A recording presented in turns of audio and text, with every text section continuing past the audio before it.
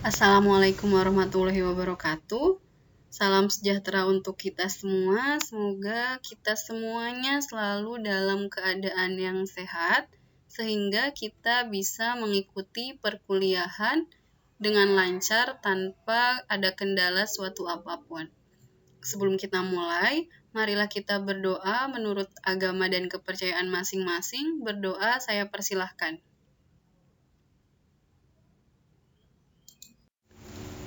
Baiklah, pada pertemuan kali ini kita akan membahas mengenai yang pertama adalah laporan keuangan dan persamaan dasar akuntansi. Kemudian saya akan menjelaskan sedikit mengenai apa itu laporan keuangan dan bentuk-bentuk laporan keuangan, yaitu ada 3. Yang pertama ada neraca, yang kedua ada laporan laba rugi, dan yang keempat ada laporan perubahan modal.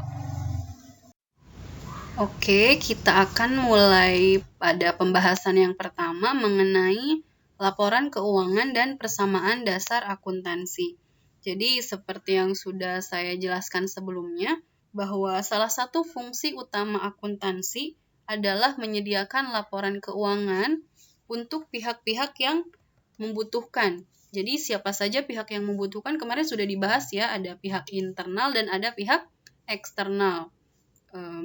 Lalu, apa saja sih laporan keuangan yang dibutuhkan? Jadi, laporan keuangan itu terdiri dari yang pertama ada neraca, ada laporan laba rugi, laporan perubahan modal, dan laporan arus kas. Jadi, nanti kita akan bersama-sama belajar bagaimana sih kita membuat laporan-laporan tersebut gitu.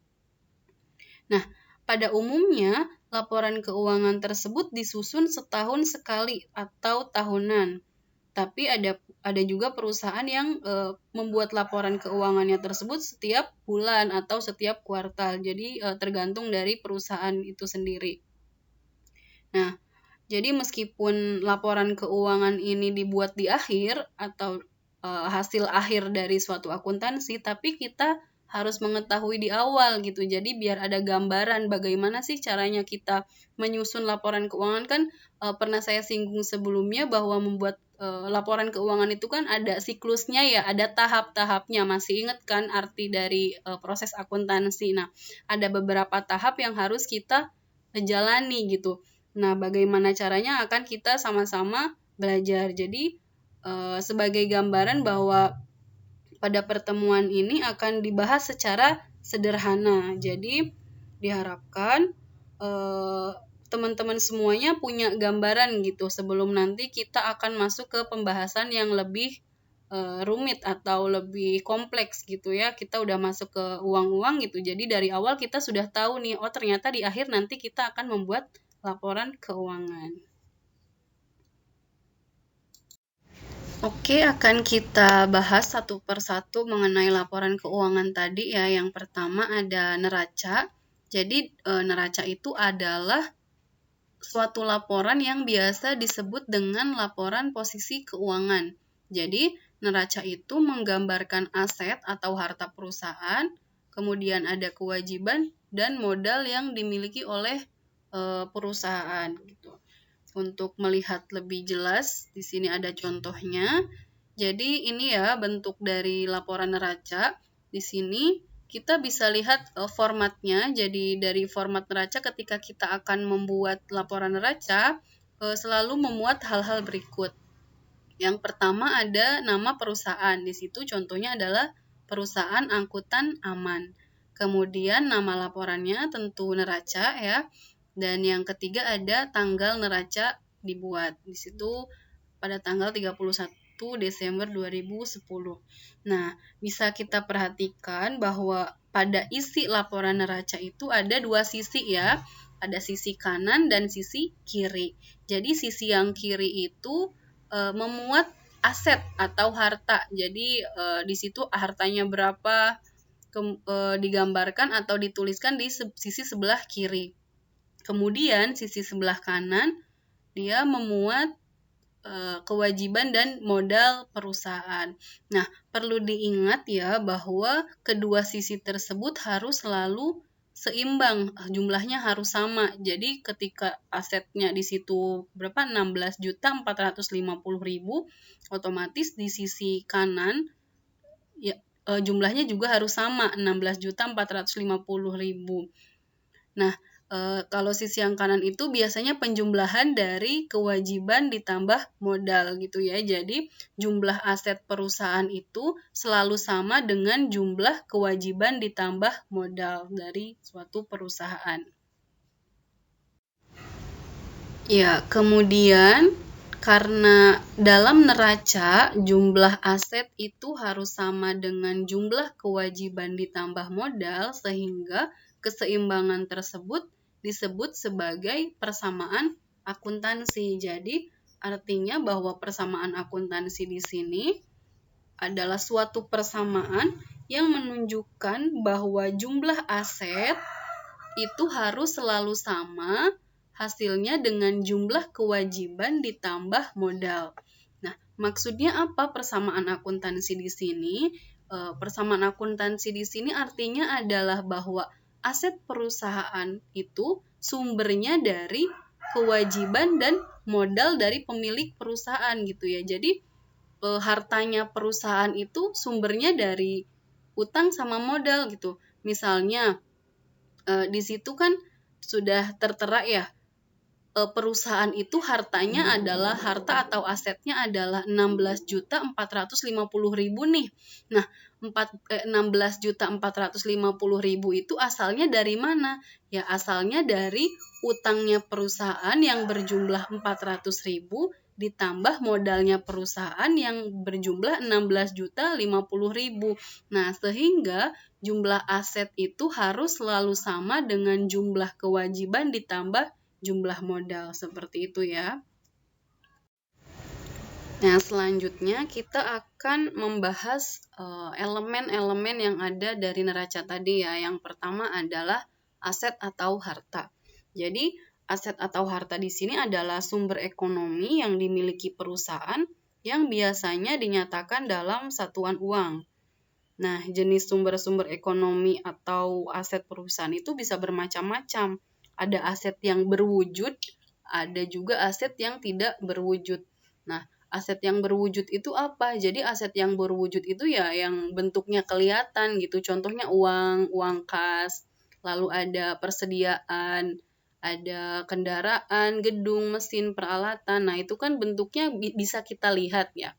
Sedangkan untuk aset yang tidak berwujud itu ya bentuknya nggak bisa kita lihat gitu. Contohnya apa? Contohnya piutang usaha. Karena piutang usaha itu termasuk ke dalam tagihan kan. Nah, piutang usaha itu adalah tagihan kita kepada pelanggan. Jadi ketika pelanggan belum bayar jasa ke kita, itu disebut piutang gitu. Jadi kita berhak untuk menagih kepada pelanggan atas jasa yang telah kita berikan. Kemudian untuk memudahkan pembaca laporan, biasanya di neraca itu dicantumkannya bukan berwujud atau tidak berwujud, tetapi dinyatakan dalam aset lancar dan aset tetap gitu. Perbedaannya apa? Kalau aset tetap itu asetnya bersifat permanen gitu. Contohnya tanah, gedung, mesin dan sebagainya. Itu mengapa disebut aset tetap? Karena untuk menguangkannya kita memerlukan waktu gitu. Misalnya kita butuh uang cash nih, sedangkan kita hanya mempunyai gedung misalnya. Nah, untuk kita mendapatkan uang, otomatis kita harus menjual gedung itu dulu gitu. Jadi untuk mendapatkan uang kita harus ada prosesnya gitu, ada waktunya gitu. Nggak bisa langsung kita mendapatkan uang cash, sedangkan yang kita miliki itu gedung gitu. Jadi ada proses penjualannya dulu seperti itu. Kemudian elemen neraca yang kedua adalah kewajiban. Nah, kewajiban itu adalah utang yang harus dibayar perusahaan dengan uang atau jasa pada suatu saat tertentu di masa yang akan datang. Jadi, dengan kata lain, kewajiban itu merupakan tagihan kreditur kepada perusahaan gitu. Perusahaan punya utang sama orang lain gitu. Nah, jadi kewajiban ini dilaporkan dalam neraca menurut urutan saat pelunasannya. Nah, untuk kewajiban ini bentuknya ada dua ya. Jadi ada utang jangka pendek dan ada utang jangka panjang. Jadi perbedaannya itu terletak pada waktu jatuh temponya. Kalau utang jangka pendek itu jatuh tempo pembayarannya singkat gitu. Sedangkan untuk utang jangka panjang, jatuh tempo pembayarannya itu dalam jangka waktu yang lebih lama atau lebih panjang, seperti itu. Contohnya, untuk kewajiban jangka panjang, misalnya utang hipotek atau utang obligasi yang biasanya harus dibayar seluruhnya dalam beberapa tahun di masa yang akan datang. Nah, kalau utang jangka pendek, itu contohnya kita misalnya melakukan peminjaman kepada bank, perusahaan melakukan peminjaman kepada bank dalam jangka waktu kurang dari 5 tahun biasanya. Jadi untuk menunjukkan perbedaannya utang jangka panjang dan utang jangka pendek, biasanya utang jangka pendek itu jatuh tempo pembayarannya kurang dari 5 tahun. Nah, sedangkan untuk yang jangka panjang itu jatuh temponya lebih dari 5 tahun. Lalu untuk elemen neraca yang ketiga adalah modal. Jadi modal itu sebetulnya adalah kekayaan awal perusahaan ya. Nah, jadi bisa disebut juga setoran awal pemilik perusahaan untuk menjalankan suatu bisnis. Saya yakin di sini teman-teman semuanya sudah nggak asing ya sama istilah modal gitu. Ketika kita akan membuka suatu bisnis, otomatis kita membutuhkan sumber daya kan agar mendukung kegiatan bisnis kita. Misalnya di sini kan banyak yang tertarik pada dunia kitchen gitu ya, atau mungkin nantinya yang ingin membuka bisnis, membuka kafe gitu, buka restoran gitu. Nah, untuk kita membuka restoran tersebut kita kan harus punya sumber daya, baik itu uang atau gedung gitu ya. Nah, uang yang kita sediakan atau gedung yang kita siapkan untuk bisnis kita itu bisa kita sebut sebagai modal gitu ya. Jadi semua sumber daya yang kita gunakan di awal untuk jalannya operasi bisnis kita gitu, karena kita kan untuk membuka perusahaan itu kan kita ingin mendapatkan keuntungan. Nah, gimana caranya kita mendapatkan keuntungan tersebut? Kita melakukan investasi ke dalam modal yang akan kita gunakan sebagai sumber daya untuk bisnis kita gitu ya. Jadi modal di sini adalah setoran awal pemilik perusahaan untuk menjalankan bisnisnya. Nah, kemudian untuk laporan keuangan yang kedua setelah neraca adalah laporan laba rugi ya. Jadi seperti yang kita ketahui ya bahwa karakteristik utama perusahaan atau bisnis itu kan kita mencari keuntungan ya. Nah, kemudian di sini otomatis kita harus laporkan berapa sih keuntungan yang kita dapatkan gitu.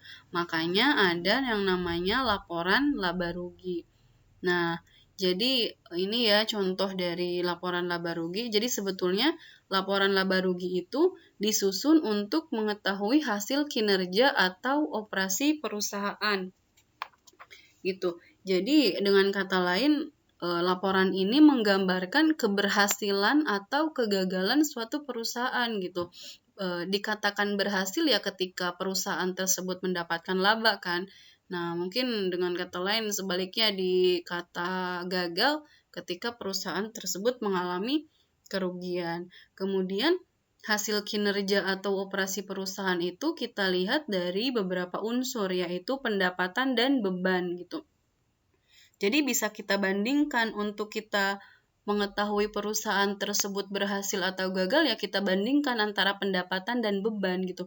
Ketika pendapatan perusahaan lebih besar daripada beban yang dikeluarkan, otomatis perusahaan mengalami laba atau mendapatkan keuntungan. Begitu pula sebaliknya, ketika pendapatannya lebih kecil daripada beban yang dikeluarkan, otomatis perusahaan tersebut mengalami kerugian. Nah, sama seperti neraca yang tadi ya, bahwa laporan laba rugi itu formatnya juga udah ada format bakunya. Yang pertama ada tentu nama perusahaan, kemudian nama laporan, dan ada tanggal dibuatnya laporan tersebut. Nah, kita bahas tadi ya sedikit tentang unsur laporan laba rugi. Jadi di sini ada pendapatan. Jadi pendapatan itu adalah penghasilan yang timbul dari pelaksanaan aktivitas bisnis. Misalnya kalau kita jualan, nah otomatis hasil dari jualan tersebut bisa kita sebut sebagai pendapatan. Jadi pendapatan itu adalah uang yang kita terima akibat adanya aktivitas bisnis kita. Itu ya. Kita menerima uang berarti kita menerima pendapatan. Kemudian untuk beban apa? Beban itu artinya uang yang kita keluarkan untuk jalannya operasi tersebut. Jadi uang yang kita keluarkan untuk kita mendapatkan keuntungan gitu.